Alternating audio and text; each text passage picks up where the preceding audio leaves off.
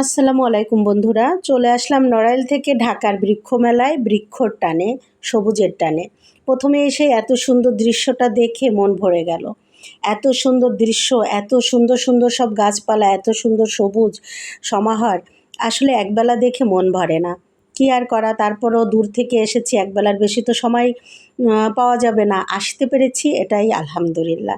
আমি বিগত 17 সাল থেকে প্রতি বছরই বৃক্ষমেলায় আসি, শুধুমাত্র গত বছর আসতে পারিনি কোনো একটা কারণে। তো এবছরই আমি প্রথম আমার কর্তামশাইকে নিয়ে এসেছি বৃক্ষমেলায়, দুজনে মিলে ঘুরে ঘুরে দেখছি। শুধু আমার কর্তামশাই না, সঙ্গে আমার আরও সবুজ গাছ বন্ধুরা আছে, তারাও এসেছে, তারাও বিভিন্ন জায়গায় নিজেদের মতো করে ঘুরছে। আর আমি একটা এগ্রোনিমা কেনার ধান্দায় ঘুরছিলাম মূলত।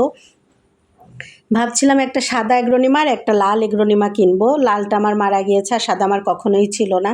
এই দুটো এগ্রোনিমা কিনবো, তো দাম বেশি চাচ্ছিল, এই জন্য ঘুরে ঘুরে দেখছিলাম আর ভাবছিলাম লাস্টে যেয়ে কিনবো, দাম বেশি হোক বা কম হোক দুইটা কিনে নিয়ে যাবো। কিন্তু হঠাৎ করে এত মাথা ব্যথা শুরু হলো, পরে আর আমি কেনাকাটাই করতে পারিনি। শুধু কিছু অর্কিড কিনেছিলাম, এই যে সুন্দর সুন্দর কিছু অর্কিড কিনলাম বেছে বেছে। আর এই যে গ্রিন বাংলা আমাদের, এটা মানে আমাদের বাগানিদের স্টল এরকম মনে হয়, আপন মনে হয়। প্রতি বছর যে গ্রিন বাংলায় হায়দার ভাইকে আমরা খুব বিরক্ত করি, ওখানে বসি, এখানে রেস্ট নিই, এখানে ব্যাগ ট্যাগ সব রাখি।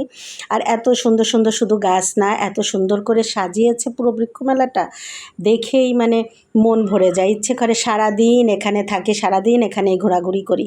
কিন্তু আমরা যেদিন গিয়েছিলাম এত বেশি গরম ছিল, প্রচণ্ড পরিমাণে গরম ছিল।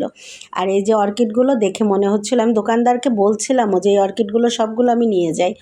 বলছিল নিয়ে যান, আপনাদের জন্যই তো রেখেছি। কিন্তু আসলে তো সবগুলো নিয়ে আসা সম্ভব না, অল্প কিছু এনেছি। আর এখানে আছে বিভিন্ন রকমের রেয়ার প্রজাতির কিছু ফলের প্রদর্শনী। আর এই দোকান থেকেও আমি 2টা অর্কিড কিনেছি, মোট আমি 6টা অর্কিড কিনেছি, বেশি না।